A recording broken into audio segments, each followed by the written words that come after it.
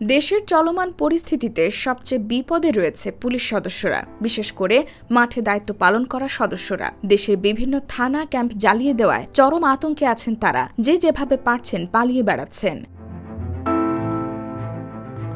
Police সদস্যদের অভিযোগ, তাদেরকে জনতার সামনে দাঁড় করিয়ে দেওয়া হয়েছে, সেই সাথে শীর্ষ কর্মকর্তারাও উধাও। এতে বেশি ক্ষোভ বেড়েছে তাদের। আন্দোলনকারীরা চায় সব ঢেলে সাজাতে হবে, এরপরই উদ্যোগ নেওয়া হয়। এরই ধারাবাহিকতায় পুলিশ প্রশাসনে ব্যাপক পরিবর্তন আনা হয়েছে। এতে র্যাপিড অ্যাকশন ব্যাটালিয়নের মহাপরিচালক সহ কয়েকটি শীর্ষ পদে পরিবর্তন আনা হয়েছে। বুধবার স্বরাষ্ট্র মন্ত্রণালয়ের জননিরাপত্তা শাখার জারি করা এক প্রজ্ঞাপনে এ তথ্য জানানো হয়েছে। এতে বলা হয়েছে, জনস্বার্থে জারি করা এই আদেশ অবিলম্বে কার্যকর করা হবে। র্যাবের নতুন মহাপরিচালক রয়েছেন AKM শহীদুর রহমান। এছাড়া ঢাকা মেট্রোপলিটন পুলিশের কমিশনার হিসেবে দায়িত্ব পেয়েছেন মোহাম্মদ মাইনুল হাসান। তিনি এর আগে অপরাধ তদন্ত বিভাগের উপ পুলিশ মহাপরিদর্শক ছিলেন।